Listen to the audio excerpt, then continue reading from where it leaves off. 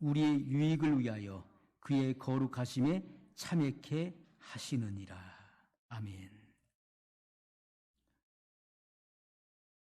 여러분, 세상의 부모들도요, 자녀가 다 잘 되기를 바랍니다. 자녀가 잘못된 길을 가는 것을 절대로 원치 않지요.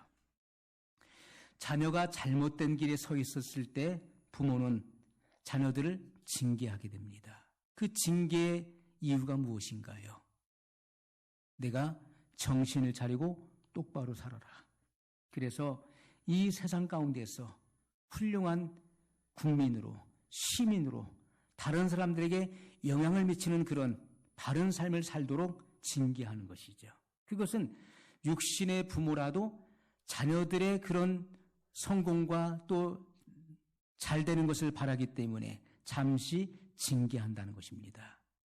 하지만 하나님 아버지께서는 하나님의 자녀들이 하나님의 거룩한 성품에 참여하기를 원하시는 것입니다. 주님과 같은 거룩한 성품에 동참하여 그리스도의 정결한 신부로 준비되기를 원하시기 때문에 때로는 우리를 징계하시는 것입니다. 하나님의 진리의 말씀으로 깨우쳐 주시는데 깨닫지 못할 때는 하나님은 징계의 채찍을 드신다는 거예요. 그것은 다 우리의 유익을 위한 것이라고 분명히 말씀을 하고 있는 것입니다. 마태복음 6장 33절에 오면 너희는 먼저 그의 나라와 그의 의를 구하라. 그리하면 이 모든 것을 너희에게 더하시리라. 이렇게 말씀했습니다. 우리는 먼저 구할 것, 먼저 선행되어져야 될 것이 있는데 그것은 그의 나라와 그의 의를 구하는 것이라고 말씀했어요. 먼저 하나님의 나라, 하나님의 나라는 그분의 통치와 다스림이 내 안에 이루어지기 위해서 기도하라는 말씀이에요. 그분의 의를 구하라는 것은 그분의 뜻의 성취, 나의 삶을 통해서 하나님의 뜻을 성취하기 위해서 기도하라고 말씀했던 것이죠. 그리하면 이 모든 것, 내가 미처 구하지 못한 것이라도 너의 모든 생활을 내가 책임져 주겠다. 하나님께서 그렇게 우리에게 약속하고 계시는 것입니다. 여러분, 하나님께서 우리에게 원하시는 것, 하나님의 정말 완전한 뜻이 무엇입니까? 그것은 성도의 성결에 있다는 것입니다. 여러분, 우리가 이제 계속해서 이 성결에 대해서 계속 말씀을 증거하고 있습니다. 성결이 왜 중요한지, 성결의 복음을 왜 드려야 되는지, 성결이 무엇인지, 우리는 이 성결이 주님의 요구요 명령인 것을 알아서 반드시 받지 않으면 안 된다는 것입니다. 그런데 왜 주님께서 우리를 성결케 하시는지, 그 성결케 하시는 이유가 무엇일까요? 물론 우리가 휴거의 필수 요건이지만은, 그러나 이 땅에 살아있는 동안에 성결을 우리가 받아야 될 것은 하나님의 영광을 위해서 온전히 봉사하게 하시기 위해서 성결을 요구하고 있다는 것입니다. 그래서 우리가 이 성결이라고 하는 말의 의미가 거룩함, 또 성명세례, 또 다른 말로 성별. 성별은 구별되는 것이죠. 하나님의 것으로 구별시키는 것입니다. 하나님께 내 몸을 바칠 때 그것을 헌신이라고 하는 것이죠. 이것은 하나님께 구별되이 나를 바치는 것입니다. 예루살렘 성전이 거룩한 것은 건물이 화려하고 아름답기 때문에 거룩한 것이 아닙니다. 하나님의 집으로 하나님께 드렸기 때문에 거룩한 거예요. 성전의 모든 기구와 기명, 성전에서 사용되는 그릇이 거룩한 것은 성전을 위하여 사용되기 때문에 거룩한 것입니다. 성전에서 섬기고 있는 제사장들은 하나님께 봉사하기 위해서 택함을 받았다는 것입니다. 그래서 그들을 성별한 거예요. 그들에게 기름 부은 것입니다. 그래서 하나님의 일을 시키는 것이죠. 여러분, 우리가 이러한 의미에서 모든 그리스도인들은 하나님 안에서 착한 일을 하게 하시려고 성결케 하시는 것임을 우리가 분명히 기억해야 될 것입니다. 빌립보서 1장 6절에 보면 너희 속에 착한 일을 시작하신 이가 그리스도 예수의 날까지 이루실 줄을 우리가 확신하노라. 아멘. 여러분, 우리가 아멘함으로써 이 진리의 말씀에 우리가 영으로 화답하는 것입니다. 진리의 말씀에 대해서, 선포되는 말씀에 대해서 우리가 아멘으로 화답할 때 거기에 우리가 진리와 화합되는 것이고 믿음이 성장하는 것입니다. 우리가 착한 일, 이 착한 일이 무엇일까요? 어떤 남모르는 선행이나 구제입니까? 예수님께서 이 땅에 오셔서 착한 일을 하셨어요. 사도행전 10장 38절에 보면 하나님이 나사렛 예수에게 성령과 능력을 기름 붓듯 하셨음에 저가 두루 다니시며 착한 일을 행하시고 마귀에게 들린 모든 자를 고치셨으니 이는 하나님이 함께 하셨습니다. 이렇게 증거하고 있어요. 예수님께서 성령의 기름 부음을 받으시고 하나님께서 나사렛 예수님에게 성령을 기름 붓듯 하셨어요. 비둘기와 같은 성령을 받으신 후에 주님은 착한 일을 시작하셨다. 이렇게 말씀하고 있어요. 이 착한 일이 무엇입니까? 구원의 사역을 말하는 것이죠. 영혼을 구원하는 구원 사역을 말씀하고 있는 것입니다. 하나님께서 모든 그리스도인들에게 착한 일을 시키시기 위해서 우리를 성결케 하시는 것인데 여기서 말하는 착한 일은 무엇입니까? 영혼 구원. 영혼 구원을 받은 사람은 어떻습니까? 그리스도의 형상이 회복되어야 되는 것이죠. 그것이 바로 성결인 것입니다. 이것은 바로 새 사람을 창조하는 선한 일을 의미하는 것입니다. 썩어져 가는 구습을 쫓는 옛사람을 벗어버리고 의와 진리의 거룩함으로 지으심을 받은 새 사람을 입는 것입니다. 더러워진 낡은 옷을 벗어버리고 순간적으로 새 옷을 갈아입는 것을 비유로 말씀하고 있는 것이죠. 새 사람을 입으라. 이것이 바로 성결을 의미하는 것입니다. 이 같은 일들을 하게 하시기 위해서 우리를 부르신 것입니다. 착한 일을 시키시는 거예요. 성결의 복음을 증거해야 되는 것입니다. 그래서 모든 구원받은 신자들이 성결의 은혜가 있음을 알고 그것을 갈망하고 구하는 중에 성결의 은혜를 순간적으로 받아서 거룩한 생애 속에 들어가게 되는 것이고 그들 또한 착한 일을 하게 하시기 위해서 우리를 부르셨음을 분명히 말씀하고 있습니다. 그래서 이 착한 일의 완성은 궁극적 구원을 말하는 것이죠. 너희 속에 착한 일을 시작하신 이가 구원의 사역으로부터 성결에 이르는 이 같은 일을 시작하신 이가 그리스도 예수의 날까지 이루실 줄을 우리가 확신하노라. 그리스도 예수의 날이 언제입니까? 재림의 날이죠. 재림의 날에 성도들의 구원이 궁극적으로 완성된다는 것입니다. 최종적으로 완성되는 날인 것을 말씀하고 있는 것이죠. 빌립보서 2장 13절에 보면 너희 안에서 행하시는 이는 하나님이시니 자기의 기쁘신 뜻을 위하여 너희로 소원을 두고 행하게 하시나니 이렇게 말씀하고 있어요. 너희 안에서 행하시는 이, 신자들의 마음 안에서 역사하시는 이가 누구시냐? 바로 보혜사 성령님이십니다. 성령 하나님께서 역사하시는 이유가 무엇이죠? 자기의 기쁘신 뜻을 위하여 너희로 소원을 두고 행하게 하신다. 여러분, 하나님의 소원, 하나님의 뜻이 무엇입니까? 성도의 궁극적 구원에 있는 거예요. 구원받은 성도들이 이 땅에서 예수님을 믿어 구원받은 성도들이 구원의 완성에 이르기를 원하시는 것입니다. 그렇기 때문에 우리 안에서 끊임없는 성령의 소욕과 성령의 소원을 우리 안에서 일으키시는 거예요. 성경의 진리를 깨닫게 하시고 이 진리를 성취하기 위한 소원을 계속해서 일으키시는 것입니다. 그것이 성령님의 역사예요. 결국은 우리 안에 성령님이 오신 이유는 성도의 궁극적 구원이 완성되기 위해서 우리 안에서 진리의 말씀을 생각나게 하시고 가르쳐 주시고 이러한 그 장차 되어질 일들을 깨닫게 하시고 그리고 천국 가는 그날까지 우리를 이끌어 나가신다는 것입니다. 우리가 그분의 소욕에 순종할 때 그 일이 완성될 것입니다. 여러분, 이스라엘 백성들이 애굽에서 나올 때, 출애굽했을 때 하나님께서는 저희를 주님을 섬기는 거룩한 백성이라고 말씀하셨어요. 출애굽한 이스라엘 백성들, 그 애굽에서 나온 것이죠. 그래서 우리가 교회라고 하는 말의 의미가 무엇입니까? 교회라고 하는 말은 헬라 말로 에클레시아예요.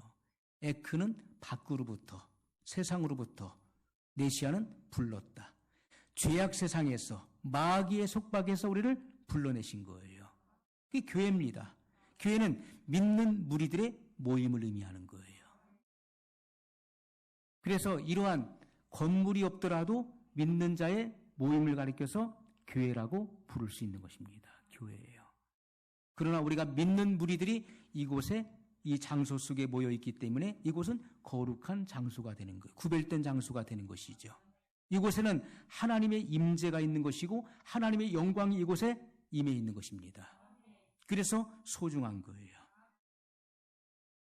자, 이스라엘 백성들이 애굽의 종되었다가 그들이 하나님의 역사를 통해서, 모세를 통해서 출애굽했을 때, 그때 하나님은 그들을 가리켜서 하나님을 섬기는 거룩한 백성이라고 말씀하셨다는 것입니다.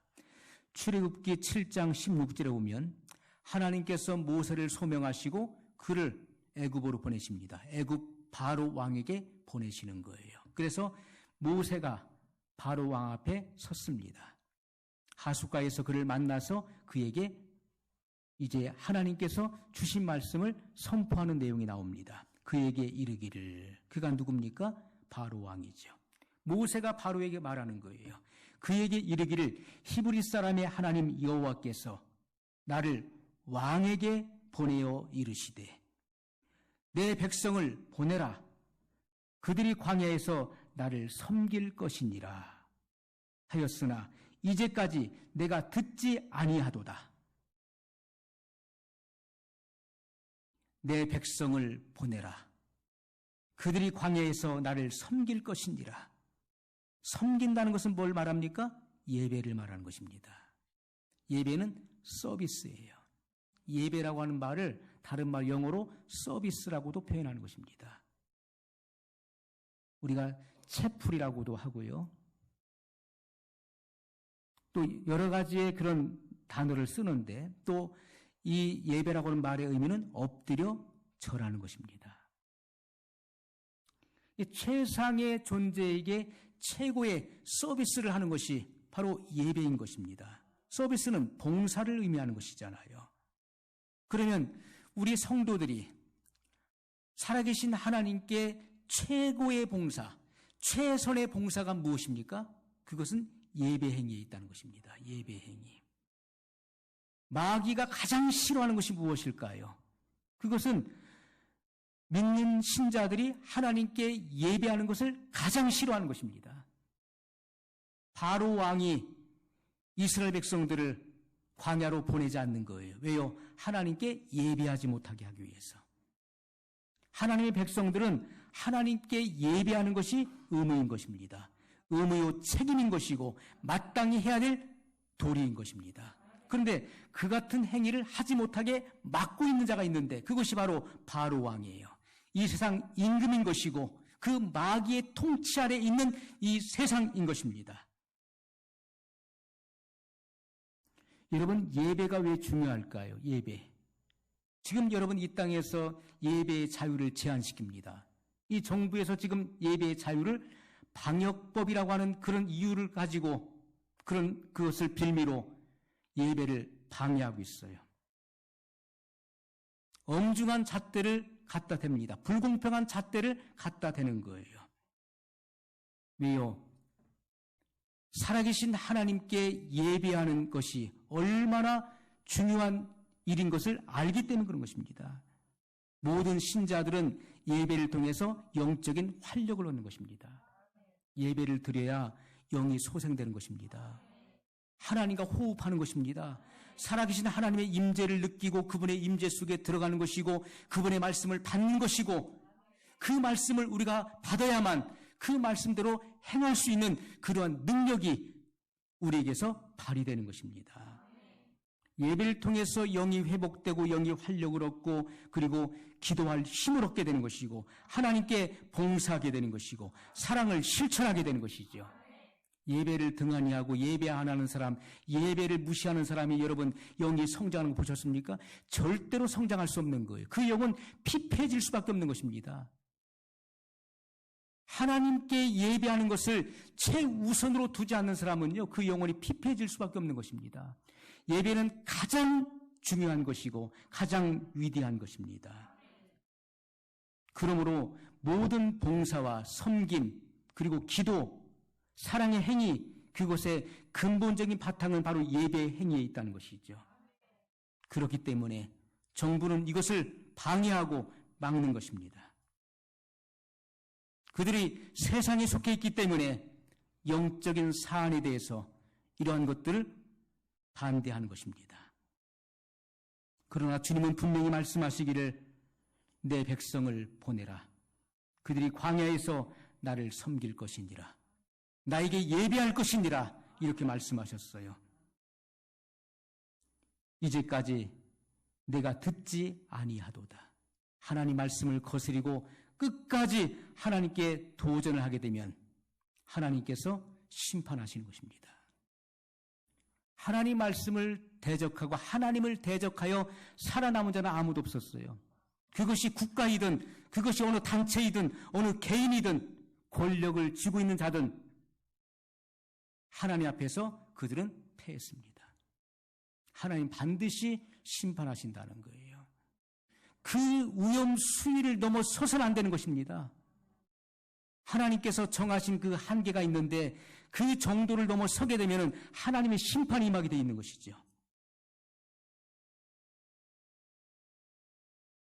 이스라엘 백성들은 바로의 무서운 속박에서 벗어났을 때 즉시로 하나님께 봉사해야 되는 그런 의무와 책임이 주어졌다는 것입니다. 바로의 속박에서 벗어난 순간부터 그들은 광야에서 하나님을, 광야는 교회를 의미하는 것입니다. 교회 생활을 의미하는데 하나님을 예배해야 될 그런 책임과 의무가 그들에게 주어졌던 것이죠. 그들은 너무나 행복한 하나님의 종이 되었어요. 하나님을 예배하는 것보다 더 큰 행복은 없습니다. 여러분, 공산주의 국가에서는 예배의 자유가 없기 때문에, 제한되어 있기 때문에 그들이 골방이나 그들이 비밀한 곳에서 몰래 숨어서 예배를 드리고 있어요. 예배의 자유를 얼마나 갈망하고 있습니까? 이스라엘 백성들이 구원받은 것은 하나님께 예배해야 될 의무가 부여된 것이고 그리고 하나님의 성전에 산 제물로 드릴 준비가 이미 마쳐진 것입니다. 우리는 우리 자신의 몸을 거룩한 산 제물로 하나님께 드릴 수 있어야 돼요. 산 제사가 되도록 바칠 수 있어야 되는 것입니다. 여러분, 오늘날에도 하나님께서 자기를 위하여 거룩한 백성을 짓고 계시는 것이죠. 그래서 예수님께서 새로 지으신 그 거룩한 몸의 일부분, 그 몸의 지체가 된다는 것을 말씀하고 있어요. 고린도서 5장 17절에 보면 그런즉 누구든지 그리스도 안에 있으면 새로운 피조물이라. 이전 것은 지나갔으니 보라 새 것이 되었도다. 보라 새 것이 되었도다. 이것은 바로 성결을 의미하는 것입니다.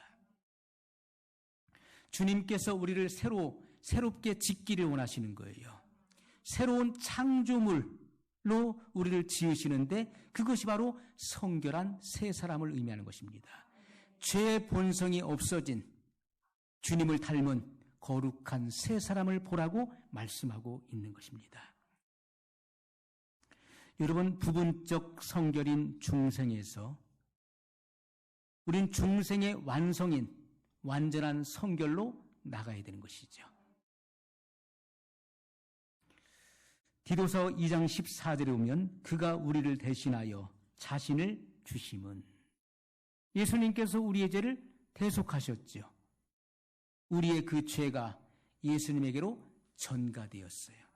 나의 그 씻을 수 없는 그 무수한 죄가 하나님의 아들이신 예수님에게로 전가되었어요. 자, 이 말씀을 하고 있는 것입니다. 그가 우리를 대신하여 자신을 주심은 모든 불법에서 우리를 구속하시고 죄의 용서를 위한 것입니다. 십자가에서 피 흘려 죽으신 그 이유는 우리의 죄를 용서하시기 위함인 것을 말씀하고 있어요. 더 나아가서 우리를 깨끗하게 하사, 이건 뭡니까? 성결을 의미하는 것입니다. 깨끗하다는 것은 마음이 청결한 것, 거룩함을 의미하는 거예요. 마음속에 도사리고 있는 이 죄성에서 우리를 자유케 하신다. 우리를 깨끗하게 하사 선한 일에 열심하는 친백성이 되게 하려 하심이니라. 선한 일에 열심한다. 구원의 사역, 구원의 사역, 그리고 성도들을 성장시켜서 거룩함에 참여케 하는 그 같은 선한 일에 열심하는 친백성이 되게 하려 하심이라고 말씀하고 있는 것입니다. 여러분, 우리를 속박하고 있었던 모든 죄와 저주의 사슬을 끊는 것은 바로 예수 그리스도의 보혈입니다. 주님의 보혈이 우리의 모든 죄와 그리고 저주의 사슬에서 우리를 완전히 끊어버리시는 거예요. 죄의 모든 영향력으로부터 우리를 자유케 하시는 것입니다. 그것이 바로 성결의 은혜라는 것이죠. 여러분, 주님께서 우리를 완전히 놓아주기를 원하시는데 죄에 속박되어 있었던, 사탄의 노예가 되어 있었던 우리를 완전히 해방시켜서 풀어놓아주기를 원하신다는 거예요. 그래야만 우리가 봉사할 수 있는 것입니다. 하나님을 온전히 봉사할 수 있는 거예요. 누가 시키기 때문에 억지로 하는 봉사가 아니에요. 마저 못하는 봉사가 아닙니다. 그런 봉사는 흠이 있는 거예요. 하나님께 드리는 모든 것은 우리가 자발적으로 인색함이나 억지로함이 없이 자원하여 드리는 것을 하나님이 기뻐하신다고 말씀했어요. 하나님이 누구를 사랑하십니까? 기쁨으로 드리는 자, 좋아서 드리는 자를 하나님께 사랑하시는 것이지 마저 못해서 상황과 눈치를 살피고 하는 것은 하나님이 기뻐하시는 것이 아니라는 것입니다. 주님께서는 우리의 영혼뿐만 아니라 우리의 몸까지도 구원하시는 분이심을 알아야 돼요. 그렇기 때문에 예수님께서 공중에 재림하실 때 우리의 온 영과 혼과 몸이 흠없게 보존되기를 원한다라고 말씀하셨던 것입니다. 전인 구원, 전인적인 구원이기 때문에 우리의 영혼뿐만 아니라 우리의 몸도 우리는 거룩해져야 된다는 것이죠. 하나님의 영광을 위해서 온전히 봉사하는 그러한 선한 일꾼들이 되어야 되는 것입니다. 여러분, 그런데 많은 이들이 이 같은 복음의 진리를 깨닫지 못했어요. 지금 증거하는 이 같은 복음을 들어보지 못한 이들도 있고 이 같은 복음의 진리를 이해하지 못하고 깨닫지 못한 이들이 너무나 많이 있어요. 왜냐하면 그들이 이해하지 못하고 깨닫지 못했기 때문에 그들의 삶의 열매가 그렇게 나올 수밖에 없는 것입니다. 그것은 자기의 생애와 그리고 육체를 위해서, 자기의 영달을 위해서, 출세와 성공을 위해서 살아가는 그들의 삶의 모습이 그들의 열매인 것입니다. 그렇다면 그들은 땅에 속한 자임을 스스로 증명하는 거예요. 하늘에 속한 자들은요, 하늘의 보물을 쌓는 것입니다. 하나님의 나라에 들어갈 준비를 하는 거예요. 다시 오실 예수님을 맞이할 준비를 하게 되어 있는 것입니다. 그것이 영에 속한 자들이에요. 그러나 땅에 속한 자들은 이 땅의 것에 창념해 있어요. 땅의 것에 집착해 있는 것입니다. 멧돼지가, 도토리가 땅에 떨어져 있는 것을 보고서 그 도토리 맛을 보니까 너무나 맛있는 거예요. 도토리를 다 먹고 그 도토리가 땅에서 나오는 줄 알고 땅을 후벼 파는 겁니다. 입으로 코로 막 후벼 파는 거예요. 계속 파도 도토리 나오지 않는데 거기서 나오는 줄 알고, 왜? 땅에 떨어져 있었으니까 계속 파고 파다가 결국은 입술과 이 코가 다 터져가지고 피를 너무 많이 흘려서 죽었다고 하는 그런 이야기가 있어요.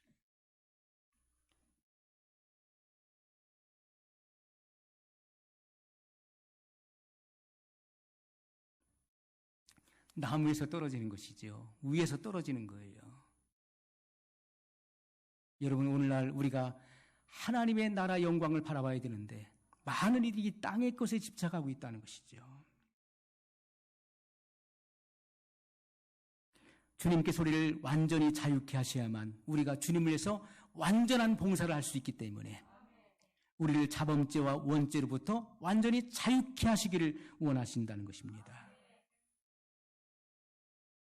그러나 성도들이 이 같은 복음의 진리를 바르게 이해하지 못했어요. 그렇기 때문에 그들은 여전히 이 땅에 속해 있으면서 땅의 것에 창념해서 그러한 생활을 하고 있다는 것입니다. 자기의 만족을 위해서 자기의 몸을 사용해요. 자기의 소유를 이 땅에서 자기의 만족을 위해서 사용하게 되는 것입니다. 이것은요, 성경을 잘못 알고 있는 거예요.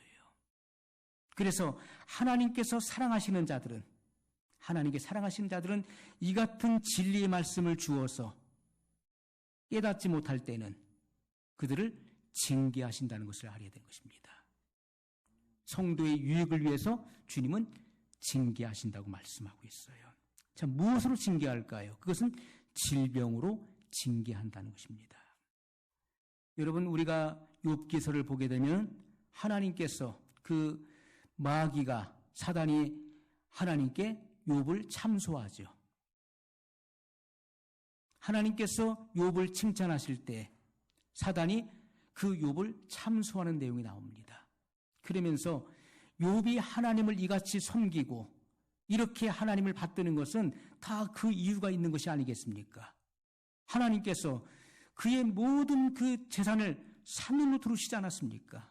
3차 방어제를 딱 치시고서 주님께서 보호하시기 때문에 그가 하나님을 사랑하고 섬기는 거 아니겠습니까? 그걸 다 허물어 보십시오. 필경 주님을 원망하고 그리고 하나님을 떠날 것입니다 라고 말하는 것입니다. 하나님께서는 욥의 생명에만 손대지 못하게 하시고 모든 것을, 그 권한을 사단에게 주게 됩니다. 허용하시는 거예요. 자, 욥의 그 3차 방어진이 무너지기 시작합니다. 첫 번째, 그의 재산이 다 무너지는 거예요. 하루아침에 큰 재난이 몰려와서 그 재산을 다 잃게 됩니다. 동방의 가장 부자였죠. 재산을 다 잃게 돼요. 그리고 하루아침에 10자녀가 죽게 됩니다. 이것은 자녀들에게 이러한 어려움이, 시련이 임하는 것이죠. 세 번째, 그래도 깨닫지 못할 때는 우리의 몸에 질병이 온다는 것입니다. 여러분, 이것은 하나의 그 욥기서를 통해서 비유로 여러분에게 말씀을 드리는 거예요. 우리가 하나님의 진리의 말씀을 듣고도 깨닫지 못할 때에는 이 같은 시련과 어려움이 온다는 것입니다. 많은 손해를 보게 돼요. 그래도 깨닫지 못할 때는 자녀들에게 문제가 발생해요. 그래도 깨닫지 못하면 육신의 질병이 오는 것입니다. 그래도 깨닫지 못하면 데려가시는 거예요. 육체의 질병이 왔을 때 우리는 깨달아야 되는 것입니다. 여러분, 우리가 고린도전서에 보게 되면은 주님의 이 성찬, 주님의 살과 피를 무분별하게 먹고 마시는 자들에게 뭐가 있었습니까? 징계가 임했다는 것입니다. 그래서 그들을 사단에게 내어줬다는 거예요. 그들은 질병에 노출돼서 그 질병 가운데서 고통하게 되었어요. 질병이 오지 않았으면 그들은 죄를 깨닫지 못하고 회개하지 않습니다. 그러나 이 같은 질병, 중병을 통해서 그들은 비로소 자기 자신을 돌아보고 회개하게 되는 것이죠. 그래서 아무쪼록 그 영혼들을 구원하기 위함인 것을 말씀하고 있는 것입니다. 여러분, 어떤 이들은 믿음으로 병고침을 받는 것을 믿지 못하는 이들도 있어요. 여러분, 많은 사람들이 하나님의 진리를 깨닫지 못하고 자기의 뜻대로 자기 마음대로 살다가 하나님의 계획과 뜻이 있음에도 불구하고 자기의 영달과 자기의 그런 출세를 위해서 마음껏 자기 마음대로 살다가 결국 하나님께서 징계를 내리셨을 때 비로소 자기를 성찰하게 되고 돌아오는 이들도 있는 것을 보게 됩니다. 비로소 성결의 은혜를 구하게 되죠. 여러분, 우리가 누가복음 13장 11절, 16절에 보게 되면 주님께서 성도를 사탄에게 허락하셔서 저희로 질병에 걸려서 속박이 되고 포로가 되게 하시는 그러한 사건이 기록되어 있어요. 우리가 이런 속박을 통해서 결국 하나님 앞에 회개하고 그리고 성결의 은혜를 구하여서 성결에 참여케 하시려는 하나님의 의도가 있다는 사실을 우리는 알아야 될 것입니다. 그러므로 여러분, 하나님의 진리를 알지 못하고 헤매는 이들에게 징계는 필요한 것입니다. 그들의 영혼의 궁극적 구원을 위해서 반드시 징계가 필요한 것이죠. 그래야만 주님께서 쓰시기에 편리하고 합당한 그릇이 된다는 것을 말씀하고 있습니다. 여러분, 우리가 디모데 후서 2장 21절에 보면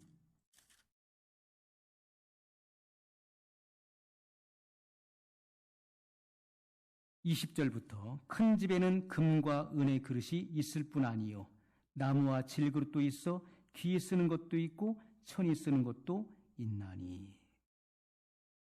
자, 이 두 가지로 지금 분류하고 계십니다. 금과 은의 그릇이 있다는 것이고요. 또한 부류는 나무와 질그릇이 있다는 것입니다. 귀에 쓰는 그릇도 있고 천이 쓰는 그릇도 있다는 것을 말씀하셨어요. 그런데 주님께서 우리에게 밝혀주시는 말씀은요, 21절에 있는 것입니다. 그러므로 누구든지 이런 곳에서 자기를 깨끗하게 하면, 이런 것이 뭡니까? 죄의 근성을 말하는 거예요. 죄성. 이 죄성이 순간적 성결에 의해서 태워져서 그가 모든 죄에서 정결케 되면, 이런 것을 자기를 깨끗하게 하면 귀에 쓰는 그릇이 되어 거룩하고 주인의 쓰심에 합당하며 모든 선한 일에 예비함이 되리라. 이렇게 말씀하고 있는 것입니다. 그러므로 성결이 얼마나 중요한지를 우리가 알아야 되는 것이죠. 여러분, 때로는 깨닫지 못하여서 성결의 은혜를 우리가 갈망하지 않고 세상 가운데 빠져서 세속 가운데 살아가고 있을 때 하나님은 질병을 주시는데 그 징계가 올 때 우리에게는 더 큰 은혜가 있음을 알아야 될 것입니다. 이 질병을 통해서 자기를 돌아보아 성찰하며 회개케 하시는 하나님의 그 뜻이 담겨져 있음을 깨달아야 돼요. 지금까지 내가 가치 없는 생애를 살아왔음을 발견해야 돼요. 제가 어느 날 발견하게 된 것은요, 제가 온갖 죄를 지었던 죄 짓는 기계였음을 발견했어요. 나의 살아온 모든 자치가 온통 죄뿐이었음이 발견됐어요.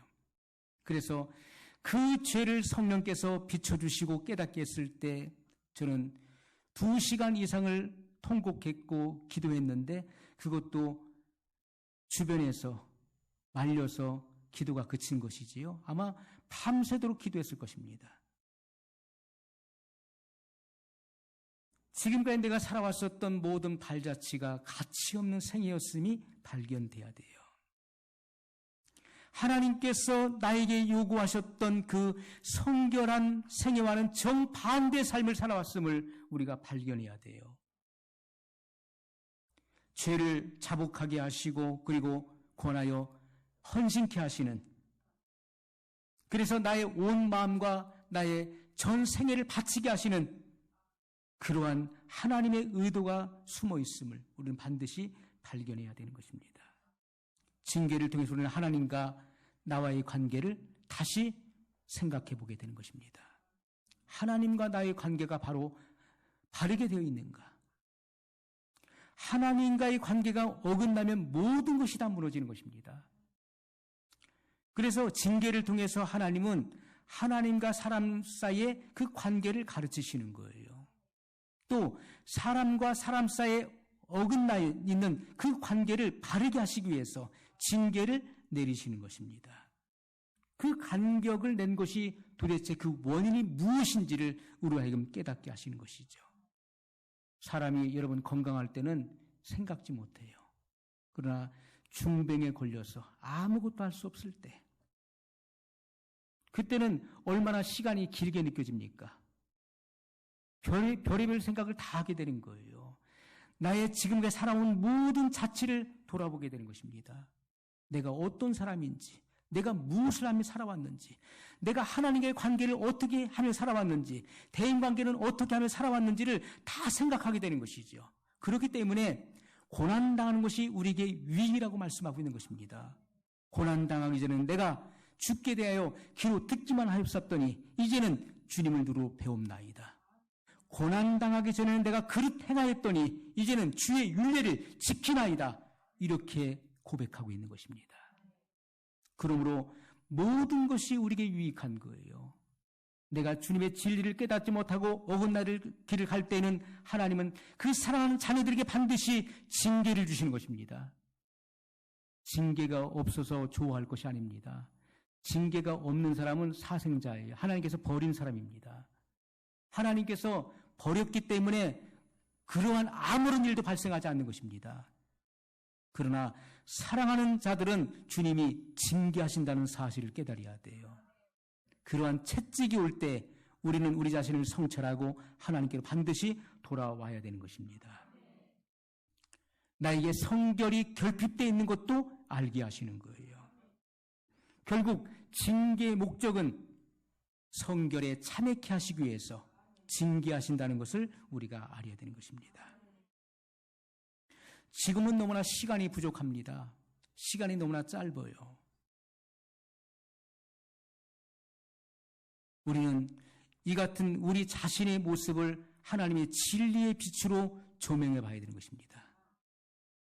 그래서 하나님과의 바른 관계 속으로, 또 우리가 대인 관계 속에서 원만한 관계 속으로, 화평의 관계 속으로 들어가지 않으면 안 되는 것, 주님을 영접할 수 없는 것입니다. 성결은 우리 스스로 얻는 것이 아니라 또 내가 성결했다고 이렇게 주장한다고 해서 성결한 것이 아니죠. 성결하면 반드시 그 증표가 있는 것이고 거기에 분명한 체험이 있는 것이고 열매가 나오게 되어 있는 것입니다. 믿는 자를 순간적으로 성결케 하시는 분은 성령 하나님이십니다.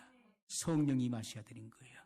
주 예수님께서 직접 보내시는 성령의 세례를 받아서 그가 정화되는 것입니다. 그것은 일생일대에 잊혀질 수 없는 확실하고도 분명한 체험을 하게 되는 것이죠. 주님께서 이 땅에 계실 때 주님이 바라셨던 것이 무엇입니까? 그것은 성도들의 성결이었다는 거예요. 내가 땅에 불을 던지러 왔노니 이 불이 이미 붙었으면 내가 무엇을 더 원하리요? 그러나 이 불이 붙기까지 나의 답답함이 오죽하겠느냐고 주님은 말씀하셨어요. 이 불이 언제 붙었습니까? 오순절에 가서 붙은 것입니다. 주님의 소원은 땅에 불을 던지러 오셨어요. 이 땅에 우리의 마음 가운데 이 불을 던지러 오신 것입니다. 그런데 이 불을 주기 위해서는 먼저 주님이 십자가에서 고난받고 죽으셔야 돼요. 그것이 선행되어져야 되는 것입니다. 우리의 죄가 다 속결되어야 되는 것입니다. 우리의 죄가 다 없어져야 돼요. 그 십자가를 믿음으로 구원받은 이들에게 제2차의 은혜, 성결의 은혜가 주어진다는 것을 말씀하고 있는 것입니다. 그러므로 구원받은 모든 성도들은 성결의 은혜를 간구함으로써 2차의 은혜를 받아서 이 마음 재단에 불이 붙어야 되는 것이죠. 그래야 주님과 같은 사역을 할 수 있게 되는 것입니다. 여러분, 주님의 그 경륜 안에 있는 하나님의 섭리와 뜻이 나에게 성결을 나누어 주시는 것이 성령의 작용이라는 사실을 여러분이 이해한다면 여러분은 여러분의 전 생애를 바쳐야 돼요. 우리의 신앙과 그리고 복종으로 생활을 해야 될 것입니다. 거듭난 성도들이 처음에 거듭남을 경험해서 어떻습니까? 세상을 다 소유한 것 같았지요.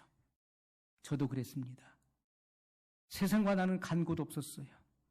오직 주님밖에 안 보였어요. 물론 지금도 그렇지만은요. 처음 구원의 은혜를 경험했을 때, 죄를 용서받았을 때 모든 것이 다 씻겨진 것 같았어요. 마음이 새로워졌어요. 씻겨져서 세상이 다르게 보였어요. 모든 것이 다 아름답고 찬란하게 보였어요. 그래서 죄가 완전히 없어진 줄 알았어요.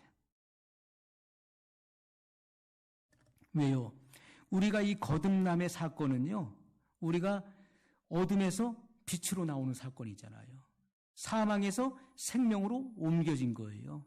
마귀의 자녀에서 순식간에 하나님의 자녀로 이동한 거예요. 그러니까 얼마나 기쁩니까? 내가 지금까지 살아오며 지었던 모든 죄가 용서받았고 내가 하나님의 자녀의 신분이 됐다는 이 기쁨은 이루 말할 수가 없었던 것이죠. 그게 죄가 없어진 줄 알았어요.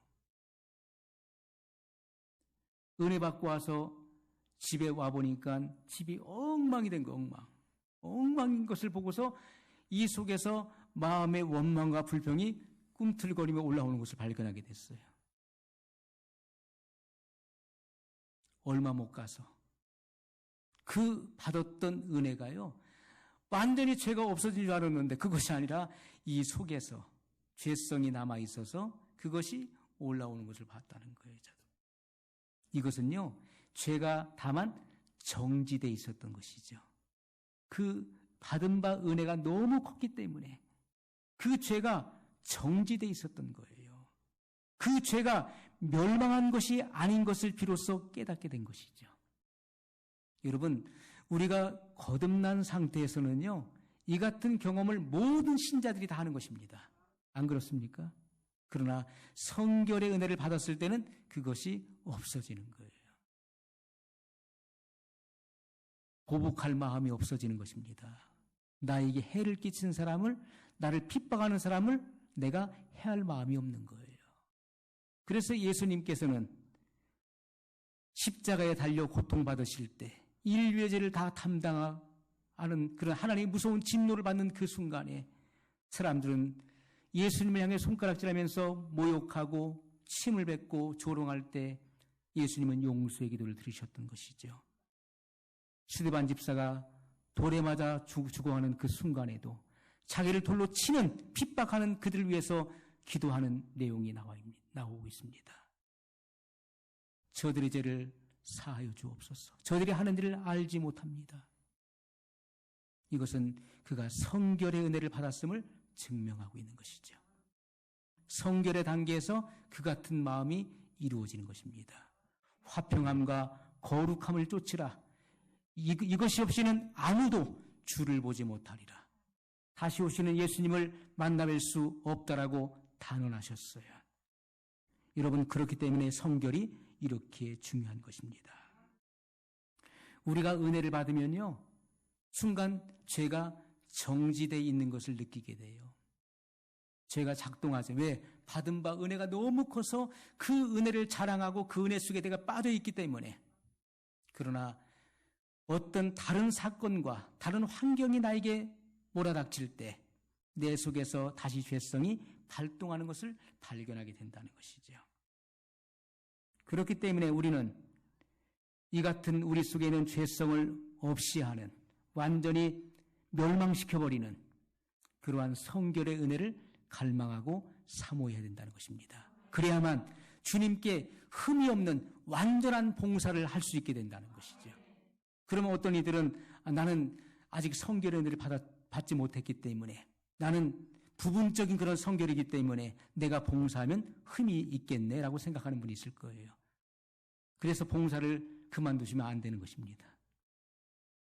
우리는 계속해서 주님을 위해서 우리가 섬기고 봉사하고 예배하고 모든 우리가 선한 일을 해야 되는 것이죠. 그러면서 더 높은 단계, 제2차의 은혜를 갈망하고, 그리고 우리는 순식간에 그 2차의 은혜 속으로 들어가는 것입니다. 그것이 오늘 우리들에게, 이 같은 복음을 들은 우리들에게 소망이 생겨난 거예요. 그 소망을 가진 이들마다 구하게 될 것이고, 구한 사람들은 다 얻게 될 것입니다. 오늘 말씀을 기억하면서 우리 한 목소리로 같이 기도하겠습니다.